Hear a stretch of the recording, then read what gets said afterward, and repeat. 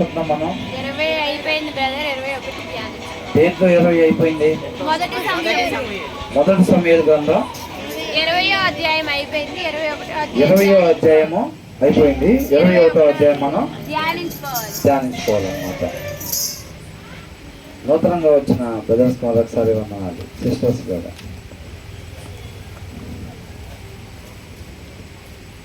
20వ అధ్యాయంలో మనం ఏం నేర్చుకున్నాం? దావీదును యోనాతాను సౌలు దావీదును చంపేయాలని ప్రయత్నిస్తుంటే వాళ్ళ కుమారుడైన యోనాతాను దావీదును కాపాడాలని చెప్పి తనని రక్షించడం కోసం తన తండ్రి ఒపీనియన్ తెలుసుకొని తనని రక్షించడానికి ప్రయత్నిస్తాడు. తన తండ్రి అయిన సౌలు, రక్త సంబంధి అయిన తన తండ్రి అన్యాయస్తుడిగా ఉన్నప్పుడు తన తండ్రి వైపు ఉండకుండా న్యాయం వైపు ఉన్న దావీదు వైపు ఏ రీతిగా ఉన్నాడు, వారి యొక్క స్నేహం దేవుడి నామానికి ఏ రీతిగా మహిమకరంగా ఉందనేది మనం చూసాం. అవునా?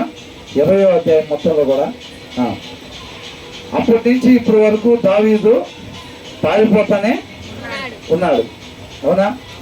మరి రాజుగా తైలముతో అభిషేకించిన దగ్గర నుంచి పారిపోతానే ఉన్నాడు అనమాట. మరి దీనివల్ల ఏం నేర్చుకుంటున్నాం మనం?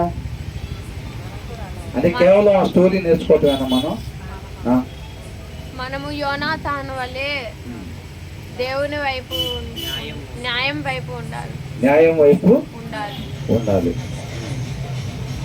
ఇది చదువుతూ ఉంటే దావీదు మహారాజు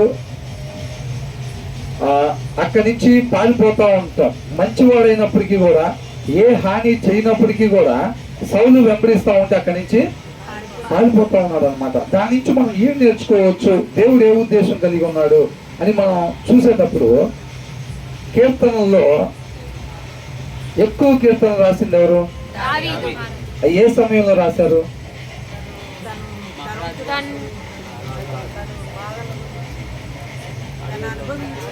తన మొదటి నుంచి చివరి వరకు కూడా ప్రతి సమయం అందు కూడా ఆ కీర్తనలు రాస్తా ఉన్నాడు. తను ఎదుర్కొన్న పరిస్థితుల్లో నుంచి ఆ వచ్చినాయి అనమాట. అవన్నీ కూడా అర్థమవుతుందండి. ఈ పారిపోతా ఉన్నది, ఇది జరుగుతుంది. ఈ స్టోరీ నుంచి మనం ఏం తెలుసుకోవాలి అని అనుకుంటే, ఆ కీర్తనలో అప్పటి నుంచి ఇప్పటి వరకు కూడా అనేక జీవితాలని కట్టడానికి పనిచేస్తా ఉన్నాయి అనమాట. అవునా కదండి? కీర్తనలు ఏమంటారు? అవి నోటికి కంఠస్థం రావాలంట. అవునా? ఎందుకని? ఆ యొక్క క్రైస్తవ జీవితంలో దేవుని రాజ్యాన్ని కట్టే విషయంలో అంత ప్రాముఖ్యంగా ఉన్నాయి అన్నమాట. అవునా? మరి ఇప్పుడు అలాంటి కీర్తనలు మనం కంఠస్థం చేయాల్సింది ఉందన్నమాట. ఇప్పుడు అవన్నీ కీర్తనలు ఎప్పుడు తయారైనవి? అవి ఇప్పుడు ఏదైతే దావీదు గురించి మనం ధ్యానించుకుంటా ఉన్నామో, ఈ అన్ని సమయాల్లో సౌలు వెంబడించేటప్పుడు, తరుగుతున్నప్పుడు, తన అవమానపడినప్పుడు, దాక్కున్నప్పుడు, వీటన్నిటి నుంచి కూడా కీర్తనలు తయారవుతూ వచ్చినాయి. అవి దేవుని రాజ్యం కట్టడానికి ఒక ప్రాముఖ్యమైన పాత్ర పోషిస్తూ ఉన్నాయి. ఇది ఎంతతో ఆగిపోయిందా?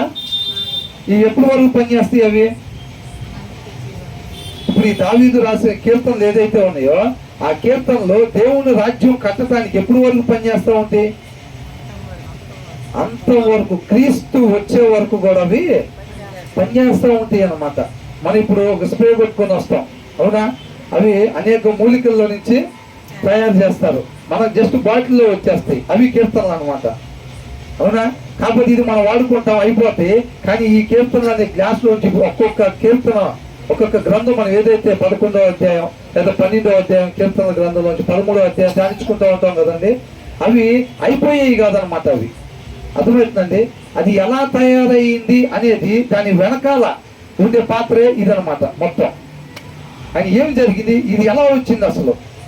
ఇప్పుడు మనం ధ్యానించుకుంటే బెర్షెబా దగ్గర పాపం చేసినప్పుడు అక్కడి నుంచి తన దేవుడి దగ్గర ఏ రీతిగా మొదలుపెట్టుకున్నాడు, అవి మొత్తం కూడా వీటి మధ్యలో ఉండేవి అనమాట. ఆ కీర్తనలు మొత్తం కూడా అర్థమవుతుందండి. ఇప్పుడు ఫర్ ఎగ్జాంపుల్గా చాక్లెట్ మనం చూస్తాం కదా, ఒక్కొక్కసారి కొన్ని ప్రదేశాలకు వెళ్ళినప్పుడు ఆ చాక్లెట్ ఎలాగ తయారైతే అనేది ఆ ఫ్యాక్టరీలో తీసుకెళ్ళి చూపిస్తారు వివరంగా. అర్థమవుతుందండి. ఇప్పుడు లేదు ఒక కాఫీ, అది ఎలా వచ్చింది, ఆ విత్తనాలు ఎక్కడి నుంచి వస్తాయి, ఎక్కడి నుంచి ఏంటి అన్నది ఆ ఫ్యాక్టరీలో తీసుకెళ్ళి మొత్తం చూపిస్తారు. ఇప్పుడు మనం చూస్తుంది ఏంటంటే, ఆ జీవితాన్ని కట్టుతున్నది ఆ కీర్తనలో. ఆ దేవుని రాజ్యాన్ని కడుతున్న ఆ కీర్తనలో, మనుషుల జీవితాన్ని కడుతున్న ఆ కీర్తనలో ఎక్కడి నుంచి వచ్చినాయి, ఎలా తయారైనవి అసలు ఇవి అనేది ఆ ఫ్యాక్టరీ మనం చూస్తున్నాం అన్నమాట. ఇప్పుడు మొత్తం ఎంతమందికి అర్థమవుతుందండి? హల్లెలూయా, హల్లెలూయా. అవి ఆ కీర్తనలో మనిషి జీవితాలని కట్టే, కుటుంబాన్ని కట్టే, ఆ యొక్క దేవుని రాజ్యాన్ని కట్టే ఆ కీర్తనలు ఎక్కడి నుంచి తయారైనవి అని అంటే ఆ ఫ్యాక్టరీని మనం మొత్తం వివరంగా చూస్తా ఉన్నాం. ఎంత ఇబ్బంది పడుతూ ఉన్నాడు, ఎంత అవమానాలు పడుతూ ఉన్నాడు. అసలు మంచివాడైనప్పుడు కూడా మనం చూడండి, మనం పోయినసారి కూడా అనుకున్నాం, మనం ఎప్పుడైతే నిజమైన దేవుని తెలుసుకున్నప్పుడు అనేక మంది మనల్ని ఇబ్బంది పెడతా ఉంటారు. ఇబ్బంది పెట్టిన వాళ్ళకిలాగా మనం మాట్లాడలేవు, వాళ్ళ మాటల ద్వారా మనల్ని ఇబ్బంది పరుస్తూ ఉంటారు. అయినా కానీ వాళ్ళలాగా మనం మాట్లాడలేక కాదు, మాట్లాడచ్చా? మాట్లాడకూడదు, అవునా? వాళ్ళు మన దగ్గర లోక సంబంధంగా ప్రవర్తిస్తూ ఉంటారు. అయినా సరే మనం కూడా వాళ్ళని అట్లా డీల్ చేయొచ్చా? అలాగ డీల్ చేయడానికి వీల్లేదు. ఎందుకని? మన జీవితానికి ఒక విధానం ఉంది, ఒక ప్రమాణం ఉంది. ఏంటది? వాక్యాన్ని అనుసరించటమే మన జీవిత విధానం. యేసుక్రీస్తు ఏ రీతిగా జీవించమని చెప్పాడో, ఏ రీతిగా జీవించద్దు అని చెప్పాడో అదే మన జీవిత పరిమాణం. అంతే మన జీవిత విధానం ఏంటి?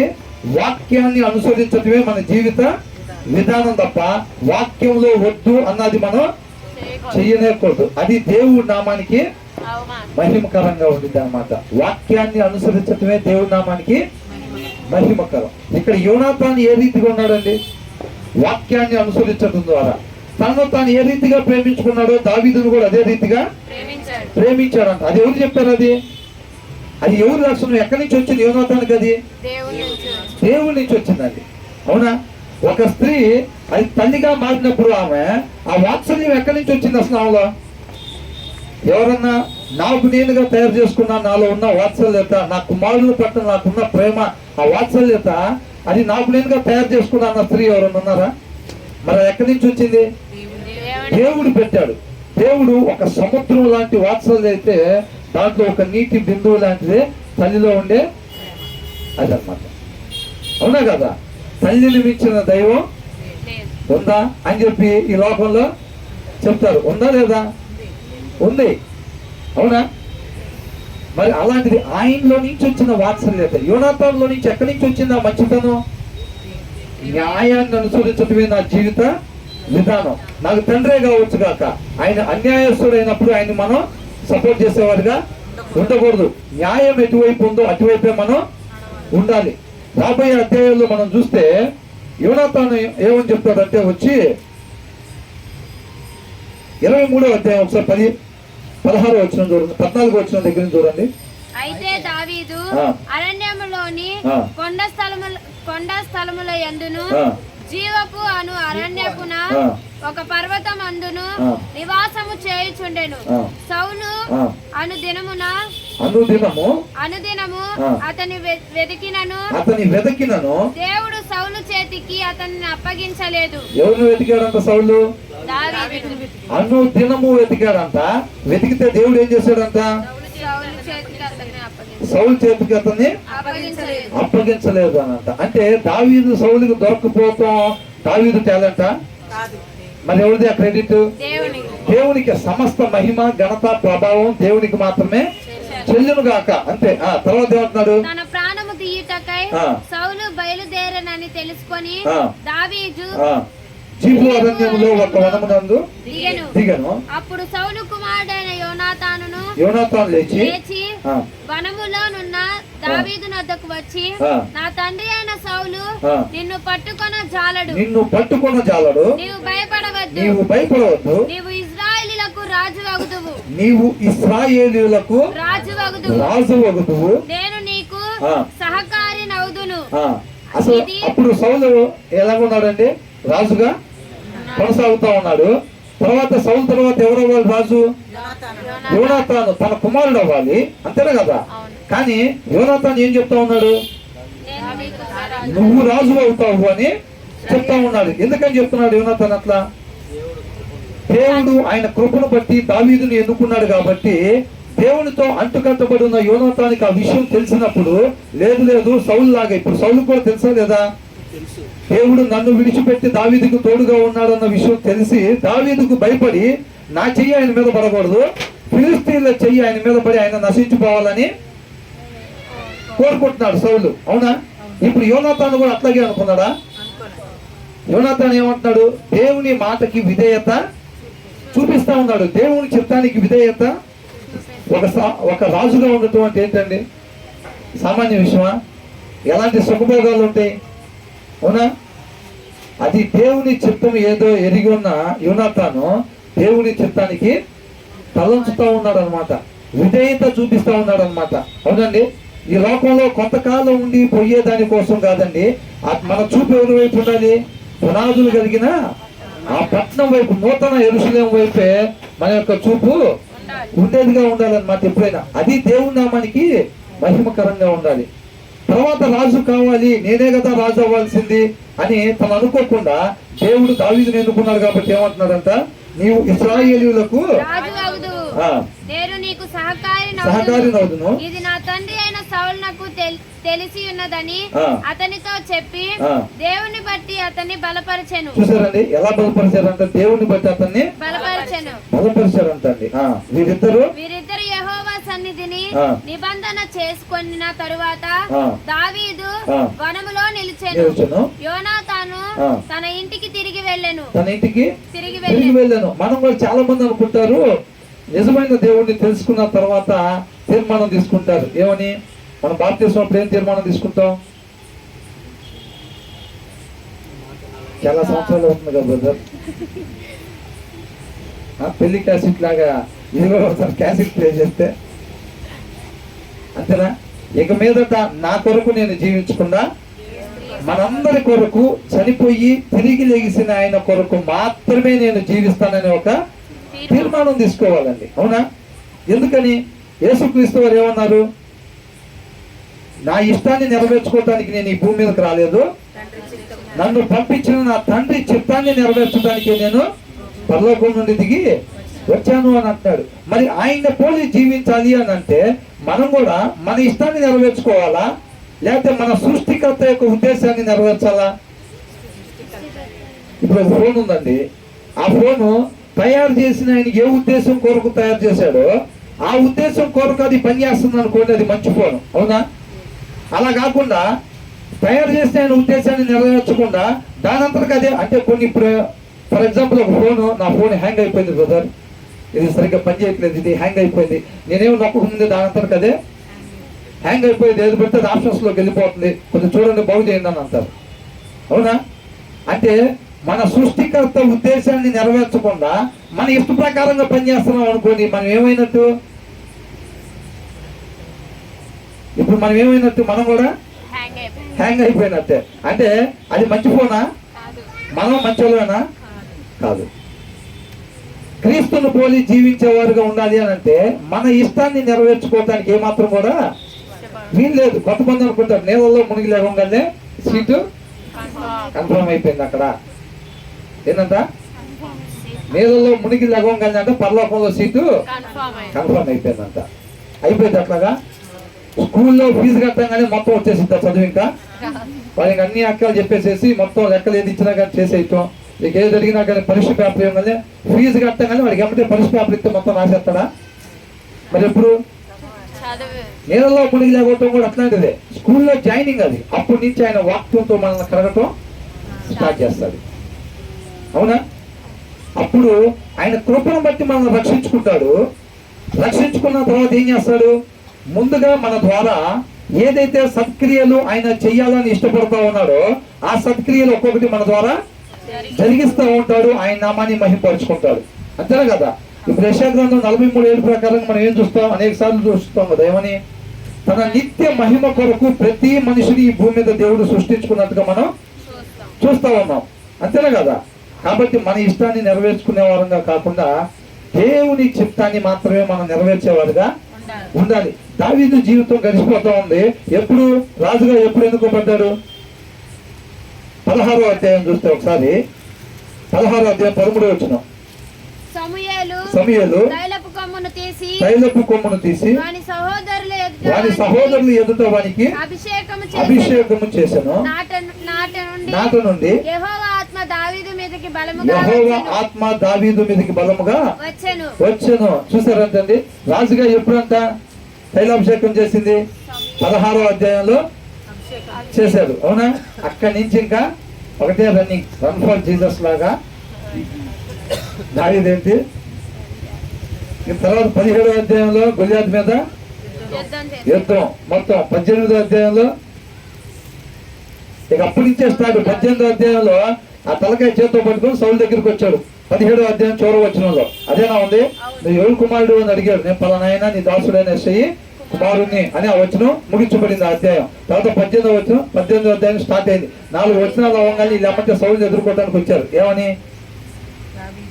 సౌలు వేల కొలదియు, దావీదు 10,000 కొలది అని చెప్పి ఎమ్మటే 4 వచనాల్లో ఎదుర్కొన్న దగ్గర నుంచి స్టార్ట్. ఇంకెమ్మటే ఆ పాట వినంగానే సౌలుకి ఎట్లా అయిందంట?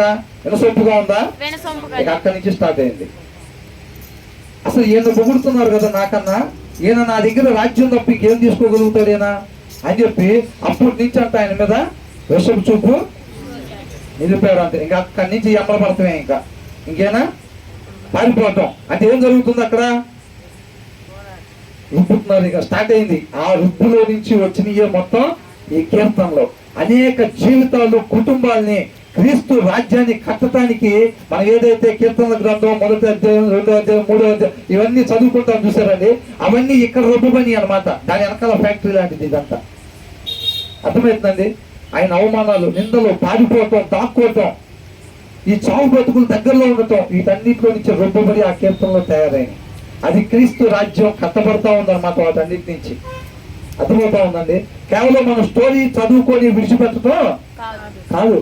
తన జీవితంలో ప్రతి క్షణాన్ని దేవుడు తన నామ మహిమ కొరకు, తన రాజ్యం కట్టుబడి కొరకు వాడుకున్నాడు అనమాట దావీదుని. అర్థమవుతుందండి? అందుకని అనేక జీవితాలు ఆయన జీవితం ద్వారా, దేవుడు ఆయన జీవితం ద్వారా అనేక జీవితాలు కడతా ఉన్నాడు అనమాట. మన జీవితాన్ని కూడా అదే రీతిగా కట్టుకోవాలి. మన రాబోయే తరం కూడా ఆ యొక్క కీర్తనలు కావచ్చు మొత్తం కూడా అదే రీతిగా కుటుంబాలు కూడా కట్టబడాలని మనందరం కూడా కోరుకోవాలన్నమాట. ఆ 19వ అధ్యాయం అదే, ఇక 20వ అధ్యాయం దగ్గర నుంచి కూడా పారిపోవటం మొత్తం. ఇప్పుడు 21వ అధ్యాయం మనం ధ్యానించుకున్నాం. 20వ అధ్యాయం చివరి వచనంలో ఏముంది? అంతటా యోనాతానును యెహోవా నీకును నాకును మధ్యను నీ సంతతికి నా సంతతికి మధ్యను ఎన్నటెన్నటికి సాక్షిగా నుండును గాక. మనమిద్దరము యెహోవా నామమును బట్టి ప్రమాణము చేసుకొని ఉన్నాము గనుక మనసులో నెమ్మది కలిగి పొమ్మని దావీదుతో చెప్పగా దావీదు లేచి వెళ్ళిపోయాడు. గుర్తుంది కదండి, అమావాస్య రోజు తర్వాత రోజు కాబట్టి నా స్థానం ఖాళీగా ఉంటది, అక్కడ అడుగుతాడు. తర్వాత ఇది మొత్తం నేను విషయం వచ్చి నీకు తెలియపరుస్తాను, బాణం అటువైపు వేసి నేను చెప్పినప్పుడు ఇలాగా లెగిసి వెళ్ళిపోమని చెప్పినట్టుగా వీళ్ళు మాట్లాడుకున్న తర్వాత అక్కడి నుంచి దావీదు వెళ్ళిపోయాడంట. ఎక్కడికి వెళ్ళిపోయాడు? 21వ అధ్యాయం. దావీదు నోబులో యాజకుడైన అహీమెలెకు నొద్దకు వచ్చాడు. 18వ అధ్యాయం చూస్తే అక్కడి నుంచి యోనాతాను దగ్గరికి వచ్చాడు, మాట్లాడాడు. తర్వాత అక్కడి నుంచి యోనాతానుతో చెప్తున్నా ఉన్నాడు. ఏమని? 19వ అధ్యాయం మొదట్లో అంతటా సౌలు మీరు దావీదును చంపవలసినదని తన కుమారుడైన యోనాతానుతోను తన సేవకులందరితోను చెప్పగా కుమారుడైన యోనాతాను దావీదు బహు ఇష్టుడు. తర్వాత అక్కడి నుంచి పొలంలో దాక్కోవడానికి తర్వాత వెళ్ళిపోయాడు. 20వ అధ్యాయంలో అక్కడ కూడా మనుషులు పంపించాడా లేదా? అక్కడ కూడా మనుషులు పంపించి ఆయన నేను చంపాలి, పట్టుకొని రండి అని చెప్పి అక్కడ ప్రవచిస్తా ఉన్నారు. వాళ్ళ దగ్గరికి మనుషుల్ని పంపించారు. చివరికి సౌలు కూడా అక్కడికి బయలుదేరి వెళ్ళాడు. నా యోతులో దావీదు ఉన్నాడు అని చెప్పి అక్కడ చంపడానికి వెళ్ళినప్పుడు ఏం చేశాడు? దావీదు అక్కడి నుంచి మళ్ళీ పారిపోయి ఎక్కడికి వచ్చాడు? 20వ అధ్యాయం మొదటి వచనం. దావీదు రామాలోని నాయోతు నుండి పారిపోయి యోనాతాను నొద్దకు వచ్చి నేను ఏమి చేసి ఏం చేశాడు? నాయోతులో నుంచి దావీదు పారిపోయి యోనాతాను దగ్గరికి వచ్చాడు అన్నమాట. తర్వాత మళ్ళీ ఇప్పుడు ఏం చేస్తున్నాడు? మళ్ళీ చివరాఖరికి అక్కడి నుంచి వెళ్ళిపోయాడు. ఇంకా సౌలు చంపుతాడు అని చెప్పి తన కుమారుడు చెప్పినప్పుడు అక్కడి నుంచి మళ్ళీ పారిపోయి ఎక్కడికి వచ్చాడు? ఈసారి నోబులో యాజకుడైన అహీమెలెకు నొద్దకు వచ్చాను. అక్కడ ఒక యాజకుడు ఉన్నాడంట నోబు అనే ప్రదేశంలో. ఆయన దగ్గరికి వచ్చాడు అనమాట. వచ్చామంటున్నాడు. అయితే అహీమెలెకు దావీదు రాక రాక భయపడి అంటే దావీదు యుద్ధాలు చేసేవాడు కదా, ఎప్పుడైతే ఆయన దగ్గరికి రాగానే ఈయన యాజకుడైనప్పటికీ కూడా ఈయన భయపడ్డాడంట. భయపడి ఒక్కడివే వస్తున్నావేంటి, ఇక్కడికి వచ్చావేంటి అని అడిగాడంట. నీవు అప్పుడు ఏం చెప్తున్నాడు, నాకు రాజు ఒక రహస్యమైన పని చేయమని నిర్ణయించి పంపించాడు, కాబట్టి అది ఎవరికి చెప్పకూడదు, నేను రహస్యంగా పని చేయడానికని వచ్చాను, నా మనుషులను వేరే దగ్గర నేను పురమాయించి పంపించానని చెప్తా ఉన్నాడు అనమాట. అర్థమైంది. దాని తర్వాత ఏమంటున్నాడు రెండో వచనంలో, దావీదు రాజు నాకు ఒక పని నిర్ణయించి నేను నీకు ఆజ్ఞాపించి పంపిన పని ఏదో అదే ఎవనితోనైనను చెప్పవద్దనెను. నేను నా పనివాడిని ఒకనొక చోటికి వెళ్ళ నిర్ణయించి తిని, నీ యొద్ద ఏమి ఉన్నది, 5 రొట్టెలే గాని మరి ఏమీ గాని ఉండిన లేదా 3 దినాలంత ప్రయాణం అక్కడి నుంచి పారిపోయి వెళ్ళి ఇంకా అక్కడి నుంచి తినడానికి ఆహారం లేకపోయేసరికి ఏమంటున్నాడు, నీ దగ్గర ఏముంది, నీ దగ్గర ఒక 5 రొట్టెలు కానీ ఇంకేమన్నా ఉన్నాయా అట్లాంటి అని అడుగుతున్నాడు అనమాట. అది నాకిమ్మని యాజకుడైన అహీమెలెతో అనగా యాజకుడు సాధారణమైన రొట్టెలు నా దగ్గర లేవు, ప్రతిష్ఠితమైన రొట్టెలు దేవుని యొద్ద పెట్టి తీసిన రొట్టెలు నా దగ్గర ఉన్నాయి, అవి స్త్రీలకు దూరంగా ఉన్న వాళ్ళైతేనే తినొచ్చు అని చెప్పాడు అనమాట. చెప్పినప్పుడు ఏమన్నాడు, బాగా ఆకలిగా ఉన్నాడు, ప్రయాణ మార్గంలో నేను 3 దినాలు ప్రయాణం చేసి వచ్చాను కాబట్టి నేను స్త్రీలకు దూరంగానే ఉన్నాను కాబట్టి ఆ రొట్టెలు నాకు ఇవ్వమని అడుగుతా ఉన్నాడు. 5వ వచనంలో ఏముంది, అందుకు దావీదు నిజముగా నేను బయలుదేరి వచ్చినప్పటి నుండి ఈ 3 దినములు స్త్రీలు మాకు దూరముగానే ఉన్నారు, పనివారి బట్టలు పవిత్రములే, ఒకవేళ మేము చేయు కార్యము అపవిత్రమైన ఎడలానేమి రాజాజ్ఞను బట్టి అది పవిత్రముగా ఎంచదగును అని యాజకునితో అనెను. అంతట యెహోవా సన్నిధి నుండి తీసివేయబడిన సన్నిధి రొట్టెలు తప్ప ఎక్కడా వేరు రొట్టెలు లేకపోగా వెచ్చని రొట్టెలు 1000 దినమందు తీసివేయబడిన ప్రతిష్ఠితమైన రొట్టెలను యాజకుడు అతనికి ఇచ్చెను. అక్కడ వేడివేడిగా రొట్టెలు చేసి అక్కడ పెడతారు అనమాట, ప్రతిష్ఠిస్తా ఉంటారు. ఆ దినంలో వేడిగా రొట్టెలు వేసినవి అంతకు ముందు పెట్టిన రొట్టెలు అక్కడి నుంచి తీసిన రొట్టెలు మాత్రం నా దగ్గర ఉన్నాయి అని చెప్తా ఉన్నాడు. తర్వాత ఆ దినమున సౌలు యొక్క సేవకులలో ఒకడు అక్కడ యెహోవా సన్నిధిని నుండెను. ఈయనంట అక్కడి నుంచి నోబెల్ ప్రదేశంలోకి పారిపోయి అక్కడ యాజకుడైన అహీమెలెకు దగ్గరికి వెళ్ళాడంట. అక్కడికి వెళ్ళిన తర్వాత అక్కడ ఒక వ్యక్తి ఉన్నాడంట, వీళ్ళ మధ్యలో ఎవరు ఉన్నారంట, ఆయన అతని పేరు బోయేగు. అతడు ఎదోమీయుడు, సౌలు యొక్క సేవకులలో ఒకడు అక్కడ. ఆయన ఏంటంటే సౌలు యొక్క పశువులు ఉంటాయి కదండి, అటన్నిటి మీద కాపురు అనమాట, హెడ్ ఆయన. ఆ కాపురులందరి మీద పెద్ద. ఆ వ్యక్తి ఆ టైంలో అక్కడ ఉన్నాడు అన్నమాట, యాజకుడి దగ్గర ఉన్నాడు. అప్పుడు దావీదు వచ్చాడు, ఎందుకంటే ఇతని సంగతి సౌలుకి తెలియకూడదు కదా, ఎక్కడున్నాడో తెలియకుండా ఉంటున్నాడు. కానీ సౌలు సేవకుల్లో ఒక ఆయన అక్కడ ఉన్నాడు, ఆయన పేరేంటంట దోయేగు. అతడు ఎదోమీయుడు. అతడు సౌలు పనుల కాపరులకు పెద్ద. రాజు పని వేగిరముగా జరిగింపవలనని ఎరిగి నా ఖడ్గమునైనను ఆయుధములైనను నేను తేలేదు, ఇక్కడ నీ యొద్ద ఖడ్గమైనను ఈటె అయినను ఉన్నదా అని దావీదు అహీమెలెకు చెప్తున్నాడు. రాజు నాకు చెప్పిన పని నేను ఎలాగైనా త్వరగా దాన్ని జరిగించాలన్న కంగారులో నేను ఏంటంట ఏమి ఆయుధాలు ఖడ్గమైనను ఈటైనను నేను తెచ్చుకోలేదు, నీ దగ్గర ఏమన్నా ఉన్నాయా అట్లాంటి అని అడుగుతున్నారు అన్నమాట. అడిగినప్పుడు ఏమంటాడు యాజకుడు, ఏలా లోయలో నీవు చంపిన గొల్యాతు అను ఫిలిష్తీయుని ఖడ్గం ఉన్నది, అదిగో బట్టలతో చుట్టబడి ఏఫోదు వెనుక ఉన్నది, అది తప్ప ఇక్కడ మరి ఏ ఖడ్గమును లేదు, దాన్ని తీసుకొనుటకు నీకిష్టమైన ఎడల తీసుకొనుమనగా దావీదు దానికి సమానమైనదొకటియు లేదు, నాకు ఇష్టమైనను నాకిమ్మనేను. ఏమంటున్నాడంట, నేను రాజు పని నేను త్వరగా జరిగించాలన్న ఉద్దేశంతో నేను నా కత్తాను ఈట నేను మర్చిపోయొచ్చాను, నీ దగ్గర ఏమన్నా ఉన్నాయా అట్లాంటివి అని అడుగుతున్నాడు. అడిగినప్పుడు ఆయన ఏమన్నాడు, నువ్వు అప్పుడు ఫిలిస్తీన్ని చంపావు కదా, ఏలాలో ఫిలిస్తీన్ని చంపావు కదా గొల్యాతుని, ఆయన ఖడ్గం మాత్రం ఉంది, అదిగో ఏఫోదు వెనకాల ఉంది, అది తప్ప ఇక్కడ వేరే ఏ ఖడ్గం ఏం లేదు, నీకు కావాలంటే అది తీసుకో అన్నాడు. ఇక దానికి సరుతుగా ఖడ్గం ఇంకేదన్నా ఉందా, అది నాకు ఇవ్వని అని అడుగుతున్నాడు అనమాట. అంతటా దావీదు ఆ. సౌలు నాకు భయపడినందున ఆ. ఆ దినముననే లేచి ఆ. పారిపోయి ఆ. గాతు రాజైన అకీగా ఆకీష్ నోటికి వచ్చాను. ఏం చేశాడంట, అక్కడే ఎక్కువ సమయం ఉంటే. ఒకసారి మనం చూస్తే దావీదు యొక్క పరిస్థితి, ఒక మంచివాడైన వ్యక్తి ఆ రీతిగా సౌలు తన సైన్యంతో మరణానికి గురి చేయాలని చెప్పి వెంబడిస్తా ఉన్నప్పుడు ఆ వ్యక్తి అసలు ఎలా ఉంటాడు, మరణానికి ఏమంటున్నాడు, యోనాతాను ఏం చెప్పాడు, అడుగు దూరమే ఉందంట, నాకు మరణానికి అడుగు మాత్రం ఉన్నది, యెహోవా జీవంతోడు నీ జీవంతోడు అని అంటున్నాడు. అర్థమవుతుందండి, అలాంటి వ్యక్తులు అన్నమాట. అంటే అలాంటి పరిస్థితుల్లో అడుగు మాత్రం మరణానికి ఇంకా అడిగే ఉంది, అంతటి దూరంలో ఉన్నప్పుడంట ఇవన్నీ కూడా నేర్చుకుని ఉంటా ఉన్నాడు దావీదు. శ్రమల్లో నుంచి ఏం నేర్చుకోవాలంట, యేసుక్రీస్తు వారి శ్రమల్లో నుంచి ఏం నేర్చుకున్నాడు, విధేయతను నేర్చుకున్నాడు. శ్రమల్లో నుంచి విధేయతని నేర్చుకున్నాడు అనమాట. ఇప్పుడు దావీదు కూడా ఏం నేర్చుకుంటున్నాడు, విధేయతని నేర్చుకుంటా ఉన్నాడు. దానికి కావాల్సింది ఏదైతే దేవుని రాజ్యాన్ని కట్టడం కొరకు ఏదైతే కావాలో అవి మొత్తం కూడా జరిగిస్తా ఉన్నాడు అనమాట.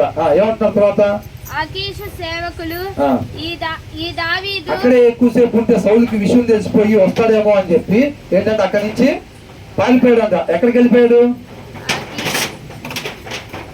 ఎక్కడికి పారిపోయాడు, గాతు రాజైనా ఆకీషు వద్దకు ఎక్కడికి వెళ్ళారంట, గాతు అనే ప్రదేశంలో రాజు దగ్గరికి పారిపోయాడు అనమాట.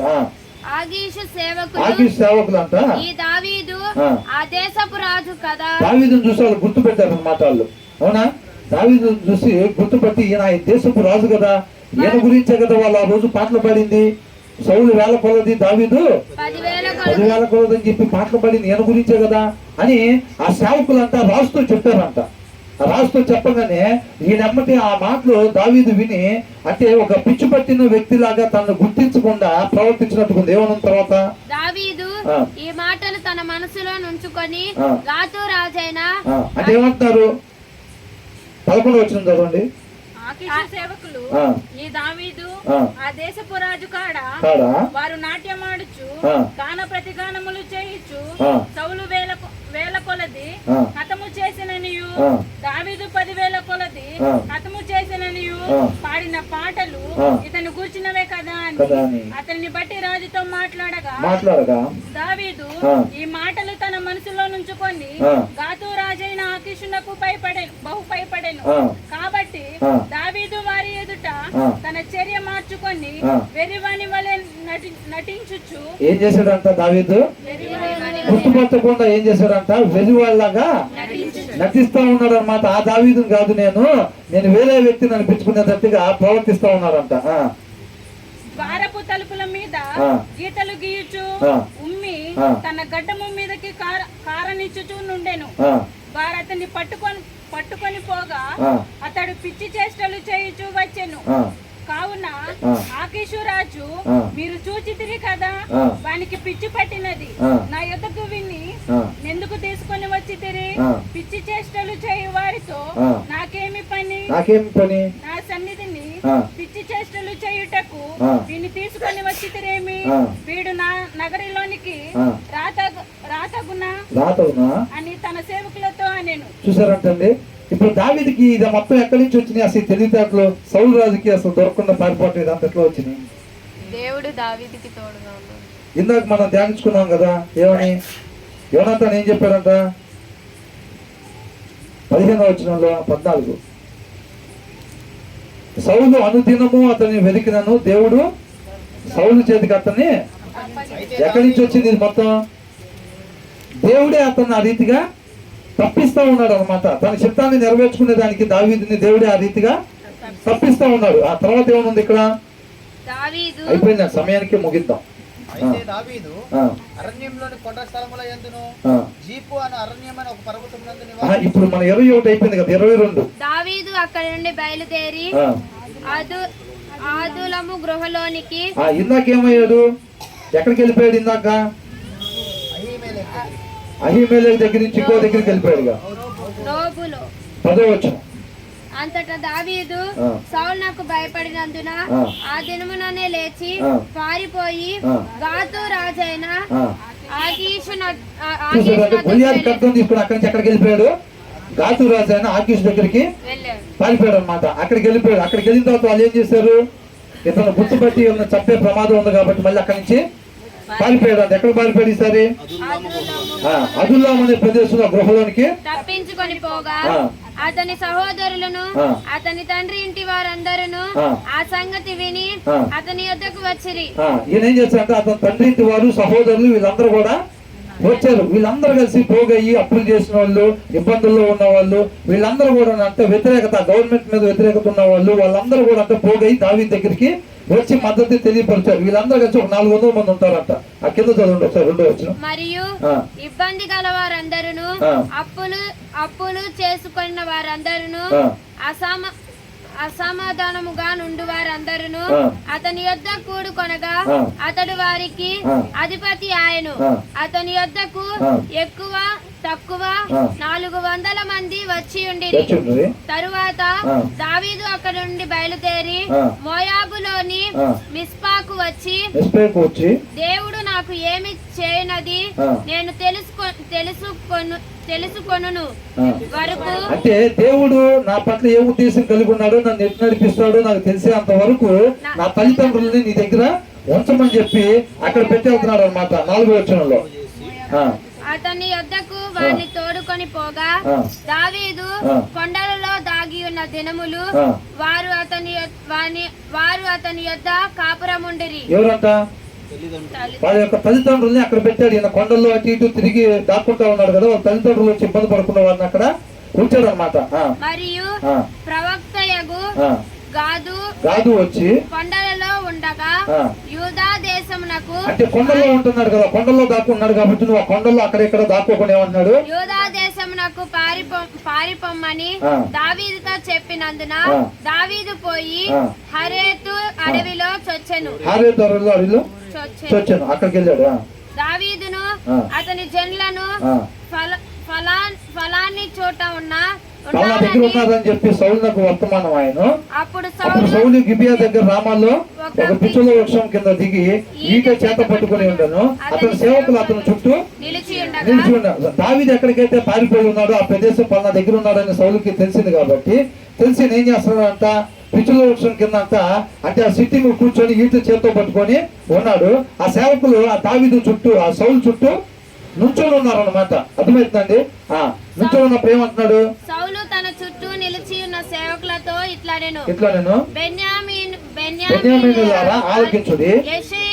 యెష్షయి కుమారుడు మీకు పొలమును ద్రాక్ష తోటలను ఇచ్చునా? మిమ్మును సహస్రాధిపతులుగాను శతాధిపతులుగాను చేయునా? మీరెందుకు నా మీద కుట్ర చేయుచున్నారు? నా కుమారుడు యెష్షయి కుమారునితో నిబంధన చేసిన సంగతి మీలో ఎవడనూ నాకు తెలియజేయలేదే అని అంటున్నాడు. అర్థమవుతుందా? అంటే దావీదు మీకేమన్నా ఈ పొలాలు, ద్రాక్ష తోటలు, సహస్రాధిపతులుగా శతాధిపతులుగా మిమ్మల్ని చేస్తాడా? బెన్యామీనులారా వినండి నా మాట అని చెప్పి చుట్టూ నిలబెట్టుకొని ఆ మాట చెప్తా ఉన్నాడు అనమాట. నా కుమారుడైన యోనాతాను యెష్షయి కుమారునితో నిబంధన చేసుకున్న సంగతి మీకు తెలుసు కదా, మీరైనా సరే నాతో ఎందుకు తెలియజెప్పలేదు అని అంటున్నాడు. నా కొరకు పొంచి ఉండునట్లుగా నా కుమారుడు పురికొల్పినాను. నా నిమిత్తము మీలో ఎవరికి, అంటే నా కోసం దావీదు కాపు కాసుకొని వస్తున్నాడు కదా నన్ను చంపడానికి, అలాగే నా కుమారుడు ఆయనకి సహాయం చేసి పెట్టాడు కదా, నా మీద మీకు ఎవరికి చింతలేదా? నేను ఇవన్నీ మీకు ఇచ్చాను కదా, నాకు సహాయం చేయరా? మీరు ఎందుకు నాకు చెప్పకుండా కొన్ని విషయాలు దాచిపెడుతున్నారు అని చెప్పి సౌలు వాళ్ళు అడుగుతున్నాడు, వాళ్ళ దగ్గర నుంచి రహస్యాలు రాబట్టడం కోసం. అప్పుడు దోయేగు అంట, ఎదోమీయుడగు దోయేగు. ఎక్కడ నిన్నారు ఆ పేరు? ఇది ఎక్కడున్నారు? పశువుల కాపరి. ఎక్కడున్నాడు ఈయన? ఈయన గురించి ఎందుకు వచ్చింది ఇప్పుడు? అహీమెలెకు, దావీదు అహీమెలెకు దగ్గరికి వెళ్ళి గొలియాతు ఖడ్గం తీసుకునేటప్పుడంతా ఆ యాజకుడి దగ్గర ఈయన ఉన్నాడంట. అవునా? దావీదు ఎక్కడున్నాడో సౌలుకి తెలియకుండా తిరుగుతున్నాడు కదా, ఆ ప్రదేశంలో ఈయన చూశాడు. కానీ అప్పుడు సౌలు ఎందుకు చెప్పలేదు మరి? సౌలుకి పిచ్చి చేష్ట అక్కడ కాదు, వేరే దగ్గర చేసింది. మరి అక్కడ ఎందుకని చెప్పలేదు? అహీమెలెకు ఏం చెప్పాడు? రాజు నన్ను ఒక పని చేయమని చెప్పి ఎవరితో చెప్పొద్దని చెప్పి పంపించాడు. నేను ఆ పని ఎవరికి తెలియకుండా ముగించుకుని వెళ్ళాలని వచ్చాను. నేను నీకు రొట్లుగానే ఉన్నాయా అని అడిగాడు. అవునా? అక్కడ అప్పుడు దోయకు కూడా విన్నా సరే రాజే పంపించాడు అంత ఒక పని మీద, రాజుకు రైతాను కాబట్టి రాజే పంపించాడు అని అన్నీ ఉంటాయి. ఉండింది కదా రాజ్యంలో, ఇవన్నీ ఉంటాయి కదా, ఇవన్నీ ఉంటాయిలే మనం చెప్పాల్సిన పని లేదని అనుకున్నా. ఎప్పుడైతే సౌలు ఎట్లా అడిగాడో దావీదు గురించి, అయితే నేను అక్కడ చూశాను కదా రాజు పంపించలేదు అనమాట దావీదు. ఆ రోజు దావీదు పారిపోతా ఆ టైంలో అక్కడికి వచ్చాడు అని చెప్పి ఈయన నోరు చేసి చెప్తున్నాడు అనమాట విషయం తెలిసినప్పుడు. అప్పుడు ఎదోమీయుడకు దోయకు సౌలు సేవకుల దగ్గర నిలిచి ఉండి యెషయి కుమారుడు పారిపోయి నోబులోని అహీటూబు కుమారుడైన అహీమెలెకు దగ్గరకు రాగా నేను చూచి తిని అక్కడికి వెళ్ళాడు, పలానా ఆయన దగ్గరికి వెళ్ళాడు అని చెప్పి చెప్తున్నాడు. అహీమెలెకు అతని పక్షముగా యెహోవా యొద్ద విచారణ చేసి ఆహారమును ఫిలిష్తీయుడైన గొల్యాతు ఖడ్గమును అతనికి ఇచ్చానని చెప్పగా, చూసారా ఆయన యాజకుడు కదా, ఏం చేశాడు? ఈయన తరపున దేవుని దగ్గర విచారణ చేసి ఆయన కావాల్సింది ప్రతిష్ఠించబడిన రొట్టెలు ఆహారంగా ఇచ్చి గొల్యాతు ఖడ్గాన్ని కూడా ఇచ్చాడు అనమాట. కాకపోతే అహీమెలెకు తెలుసా సౌలు వెంబడపడుతుంటే చంపుదామని చెప్పి పారిపోతా నా దగ్గరికి వచ్చాడు, ఇదంతా తెలుసా? తెలియదు కాబట్టి ఆయన ఇవన్నీ కూడా సహాయం చేశాడు. రాజు ఎప్పుడైతే దోయకు ఈ విషయం చెప్పాడు కదా, రాజుతో ఇక చెప్పాడు, ఆ విషయం మీరు చెప్పాలని నేను మీకు ఈ మాటలు చెప్పాను, రావాల్సిన విషయం వచ్చింది. అప్పుడు రాజు అంట యాజకుడును అహీటూబు కుమారుడును అహీమెలెకును నోబులోనున్న అతని తండ్రి ఇంటి వారైన యాజకులందరినీ యాజకులందరినంతా పిలువనంపించెను. వారు రాజు నద్దకు రాగా సౌలు అహీటూబు కుమారుడా ఆలకించుమనగా అతడు చిత్తము నా ఏలినవాడా అనెను.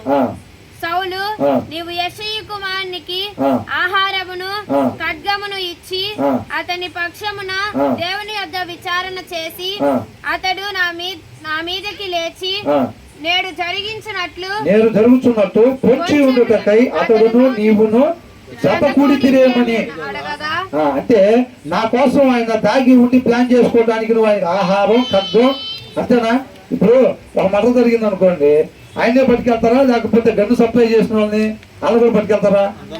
వాళ్ళు కూడా పట్టుకెళ్తారు. కాబట్టి ఈయన ఏమంటున్నాడు, ఆయనకి ఆహారం ఖడ్గం నువ్వు సప్లై చేసి దేవుడి దగ్గర ఆయన తరపున విచారణ చేస్తావా?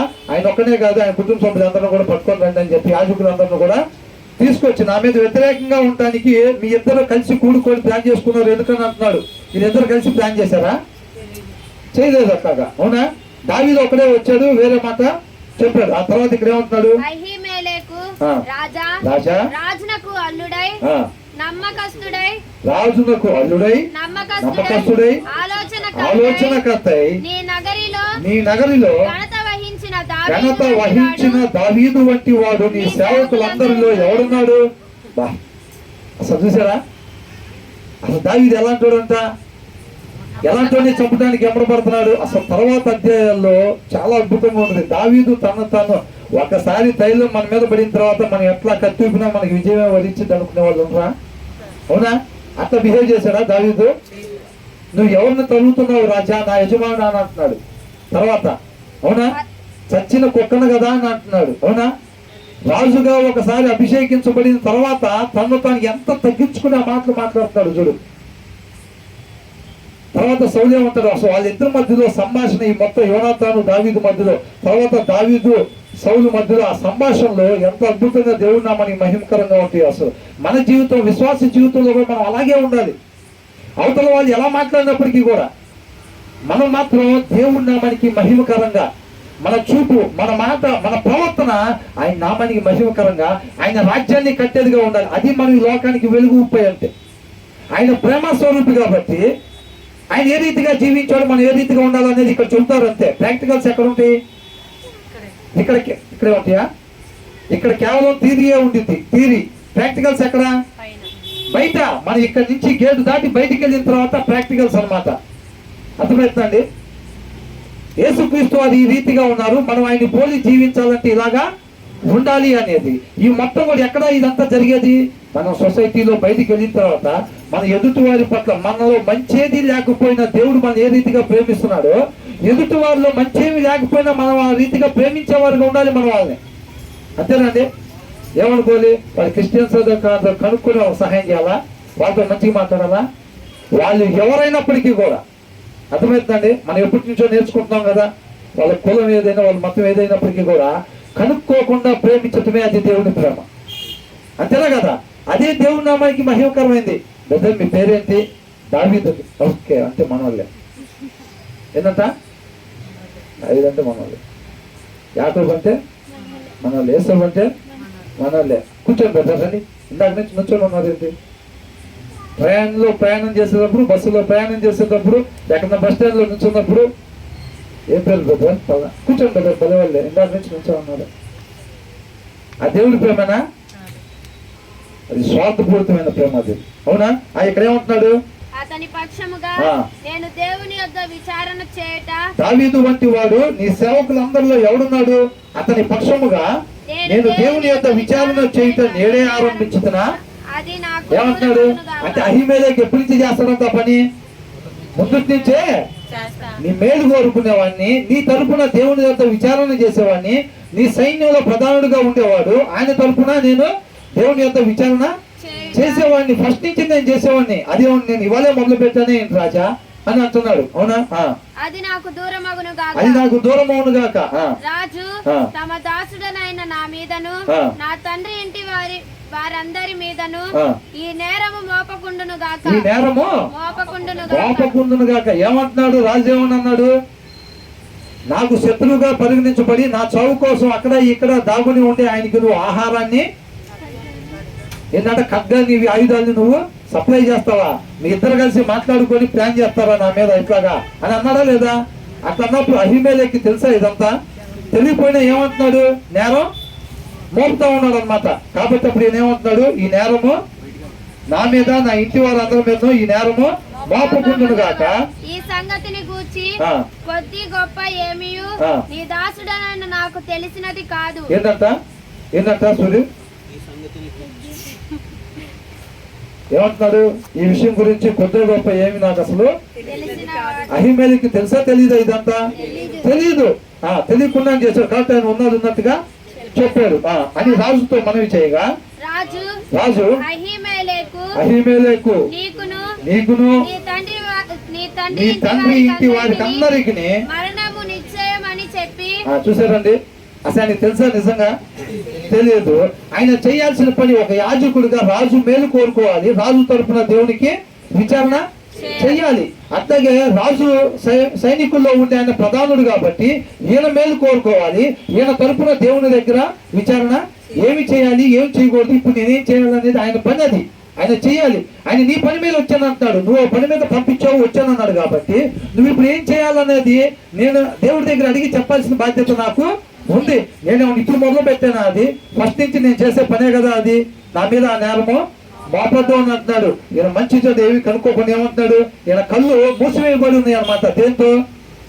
నా రాజ్యం తప్ప ఆయన నా దగ్గర ఇంకేమన్నా తీసుకోగలుగుతాడా అని అనుకున్నాడు కదా. వాళ్ళు మంచి ఉద్దేశంతోనే పాడారు.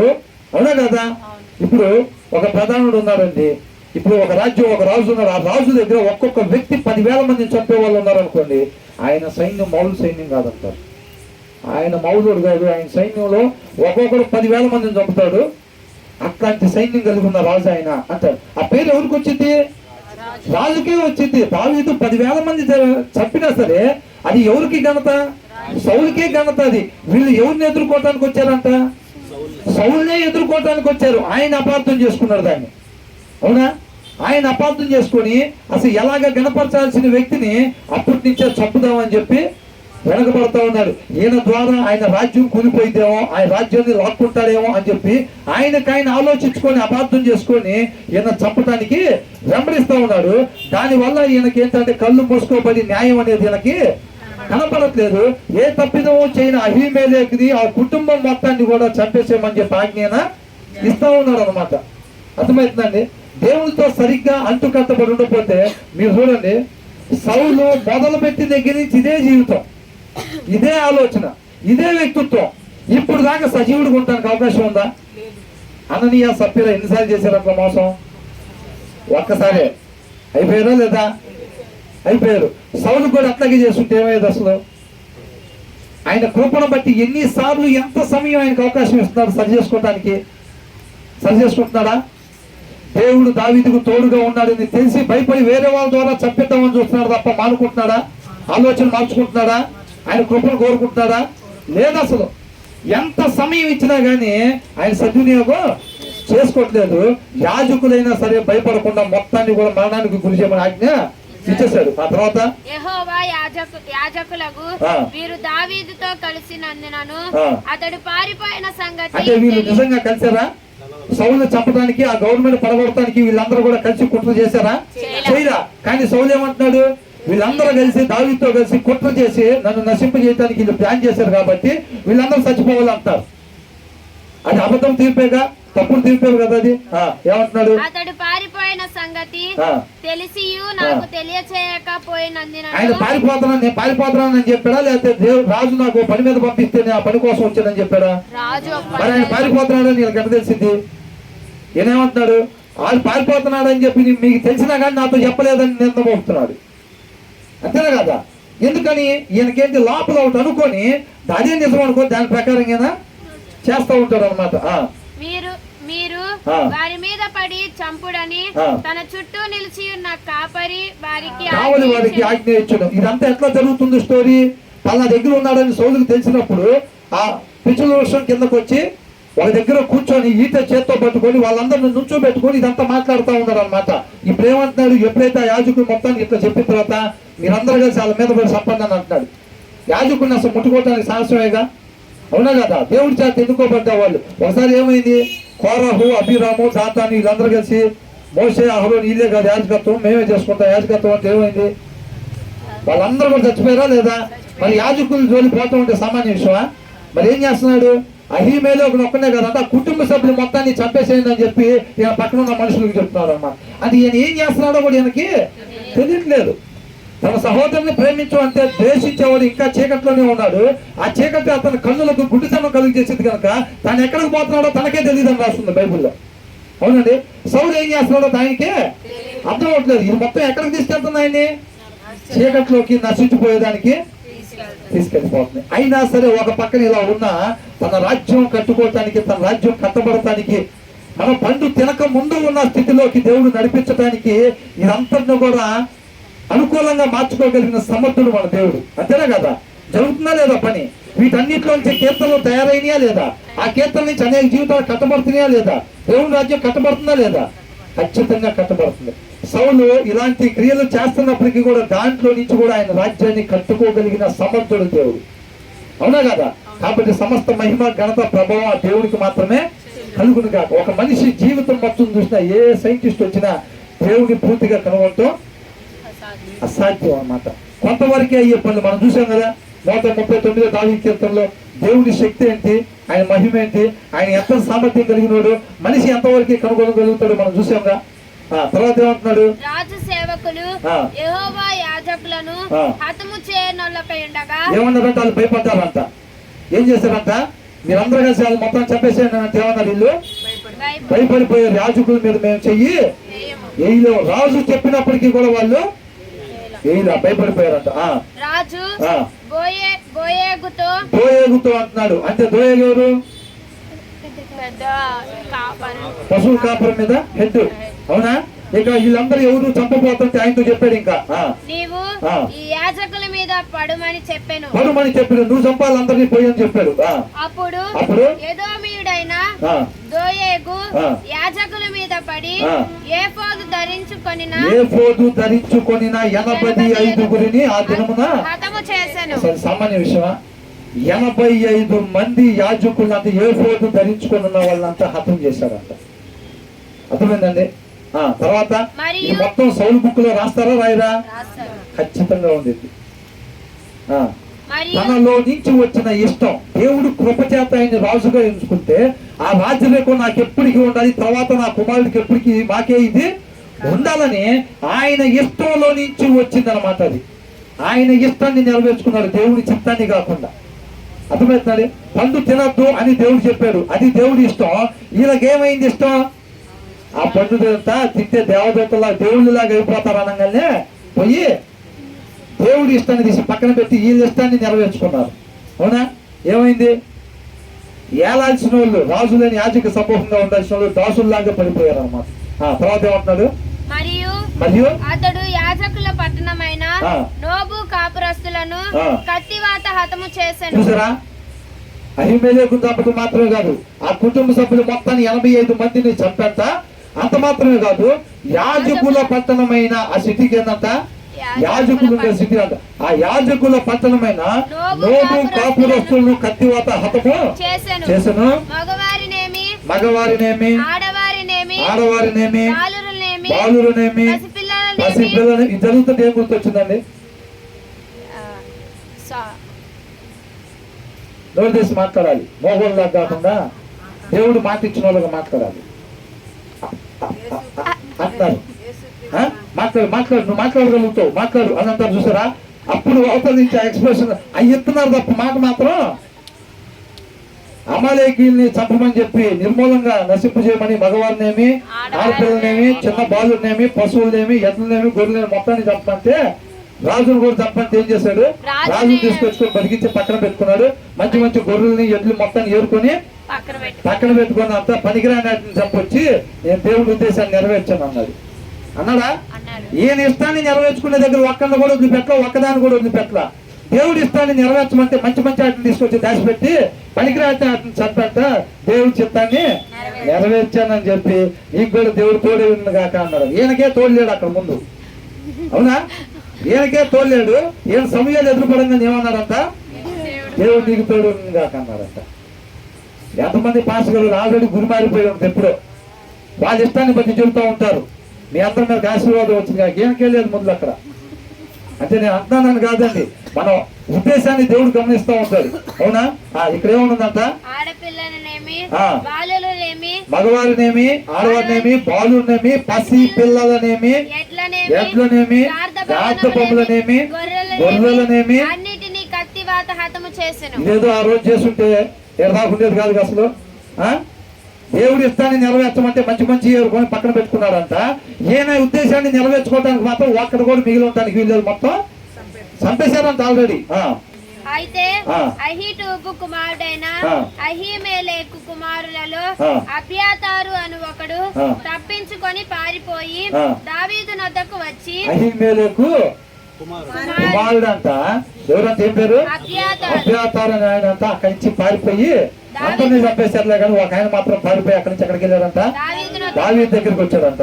సౌలు యెహోవా యాజకులను చంపించిన సంగతి దావీదునకు తెలియచేయగా వీళ్ళందరినీ చంపించాడు కదా, ఆ విషయం మొత్తం వెళ్ళి అతను అక్కడ దావీదుతో చెప్పాడు. దావీదు ఆ దినమున ఎదోమీయుడైన దోయేగు అక్కడ నున్నందున దావీదుకి ఎమ్మటి అర్థమైపోయింది. అసలు ఎట్లా చేసింది ఇదంతా? అహీమెలెకు దగ్గరికి సౌలు ఎట్లా వెళ్ళాడు? ఎప్పుడైతే యాజకులు మొత్తాన్ని చంపేశాడు అనగానే దావీదుకి ఎమ్మటి అర్థమైపోయింది. ఏమని? నేను ఆ రోజున అహీమెలెకు దగ్గరికి వెళ్ళినప్పుడు దోయేగు నన్ను చూశాడు, వాడు చెబుతాడని నేను అనుకుంటానే ఉన్నా. అదే నా అంటున్నాడా? ఏమంటున్నాడు? ఎప్పుడైతే 21వ వచనం సౌలు యెహోవా యాజకులను చంపించిన సంగతి దావీదునకు తెలియచేయగా ఆ దినమున ఎదోమీయుడైన దోయేగు అక్కడ నున్నందున వాడు సౌలునకు నిశ్చయముగా సంగతి తెలుపునని నేను అనుకుంటే వాడు ఖచ్చితంగా ఆమె చెబుతాడని నేను ఆ రోజే అనుకున్నా. నేను తర్వాత ఏమంటున్నాడు? నీ తండ్రి ఇంటి వారికి అందరికిని మరణము తప్పించుటకు నేను కారకుడనైతిని కదా. ఎవరితో అంటున్నాడు ఈ మాట? ఎవరితో అంటున్నాడు ఈ మాట? అబ్యాతారుతో అంటున్నాడు. నీ తండ్రి ఇంటి వాళ్ళందరినీ చచ్చిపోవడానికి నేను కారణమయ్యాను కదా అని అబ్యాతారుతో చెప్తున్నాడు అన్నమాట. ఆ రోజున దావీదు అహీమెలెకు దగ్గరికి వెళ్ళకపోతే వాళ్ళందరూ చచ్చిపోయేవాళ్ళ? లేదు. నీవు భయపడక నా యొద్ద నుండుము, నా యొద్ద నీవు భద్రముగా నుండువు. నా ప్రాణము తీయజూచు వాడును నీ ప్రాణము తీయజూచు వాడును ఒక్కడే అని అబ్యాతారుతో చెప్పెను. నా దగ్గర ఉండు, ఎప్పుడైతే భద్రంగా ఉంటావు, నా ప్రాణం తీయటానికి చూసేవాళ్ళు నీ ప్రాణం తీయటానికి చూసే ఆయన ఒక్కడే అని చెప్తా ఉన్నాడు. అసలు వాళ్ళందరూ కూడా ఏ తప్పు చేశారండి? వాళ్ళందరూ చనిపోయారుగా. అవునా లేదా? దేవుడిని చిత్తం కొరకు చనిపోయారు వాళ్ళందరూ కూడా. దేవుని రాజ్యం ఇప్పుడు పండు తిన్న స్థితి నుంచి పండు తినక ముందున్న స్థితిలోకి మనం అందరిని నడిపించడం కోసం వాళ్ళ జీవితాలు దేవుడు అని ఎన్నుకున్నాడు. ఏ తప్పిదమో చేయనప్పటికీ కూడా వాళ్ళందరూ కూడా కొంతవరకు అయిపోయారు. అంతేనా కదా? దాని నుంచి ఖచ్చితంగా దేవుని రాజ్యం కట్టబడింది. కాబట్టి ఏంటి పారిపోతా ఉన్నాడు దీని నుంచి మనం ఏం నేర్చుకుంటాం? స్టోరీ తెలుసుకోవటమేనా అని అంటే వాటి నుంచి రుబ్బటం వల్ల వచ్చిందే ఈ కీర్తనలు మొత్తం బయటికి. అర్థమవుతుందండి? ఈ కీర్తనలు మొత్తం అక్కడి నుంచి తయారైనవి అన్నమాట. ఆ పరిస్థితుల్లో గుండా మరణానికి ఒక అడుగు దూరంలో ఉండగా ఈ కీర్తనలు మొత్తం వచ్చినాయి అన్నమాట. అక్కడి నుంచి వచ్చినాయి. అవన్నీ రావటం కోసం ఆ పరిస్థితుల్లో నుంచి దావీదుని దేవుడు పంపిస్తా ఉన్నాడు. ఎందుకు అట్లా చేస్తా ఉన్నాడు దేవుడు? ఎందుకు అట్లా చేస్తున్నాడు? ఆయన నశింపజేసే చెమ్మటిన రాజుగా చేయొచ్చు కదా. అట్లా చేసేస్తే ఈ కీర్తనలన్నీ వస్తాయా? ఇవన్నీ రాకపోతే దేవుని రాజ్యం కట్టబడిద్దా? ఈ కుటుంబాలన్నీ కట్టబడతాయా? ఈ మనస్తత్వాలన్నీ ఒకప్పుడు బాప్తిసం తీసుకోకముందు ఎలాగున్నారు ఒక్కొక్క వ్యక్తి, తర్వాత ఎలాగ మారిపోయారు, వాళ్ళు ఆయన క్రీస్తుని పోలి ఎలా జీవిస్తున్నారు, ఈ లోకంలో ఈ వెలుగు ఈ ప్రేమ ఎలాగ కనపరుస్తున్నారు వీళ్ళందరూ. ఈ వాక్యమై ఉన్న దేవుని దగ్గర నుంచి వచ్చిన గుణ లక్షణాలే మనలో ఉన్నాయి. ఆయనలో అంటు కట్టబడి ఉంటే, ఆయనతో బలంగా నాటబడి ఉంటే మనం యోనాతాన్ లాగా దావీదులాగా దేవుడినామని మహింపరిచే జీవితాలుగా మనం ఉంటాం. ఎవరైనా సరే కొంతకాలం ఉండి వెళ్ళిపోవాల్సిందే. ఒక్క క్షణాన్ని కూడా విడిచిపెట్టకుండా మన సృష్టికర్త మన పట్ల ఏ ఉద్దేశం కలిగి ఉన్నాడో ఆ ఉద్దేశం కొరకు మాత్రమే మనం జీవించి దేవుడి నామాన్ని ఒక దావీదులాగా యోనాతాన్ లాగా మనం మహింపరిచేవారుగా ఉండాలి. అవునా? ఎంతమంది ఇష్టపడుతూ ఉన్నారు? అది మన వల్ల ఇదా? లేకపోతే దేవుడు ఆయన కృపను కోరుకుంటే, మనం దేవుని కృపను కోరుకుంటే ఆయన చేస్తాడా మన జీవితంలో? దేవుని కృపని ఆయన శక్తిని ఆశ్రయించేవారుగా మనం ఉండాలి. అప్పుడు ఆయన మాట ప్రకారంగా మాత్రమే మనం జీవించేవారుగా ఆయన మనం నడిపించి ఆయన రాజ్య వారసులుగా మనల్ని చేస్తాడు. కాబట్టి ప్రతి ఒక్కరు కళ్ళు మూసుకున్నట్లయితే, ప్రభువా నీ కృపతోనే నీ శక్తితోనే సాధ్యపడింది ప్రభువా. ఒక దావీదులాగా యోనాతాన్ లాగా నిన్ను పోలి మేము జీవించేవారుగా నాయనా నువ్వే మమ్మల్ని నడిపించమని ఆయన కృపను ఆయన శక్తిని ఆశ్రయించేవారుగా మనం ఉండాలి. దేవునికి మహిమ కలుగును గాక.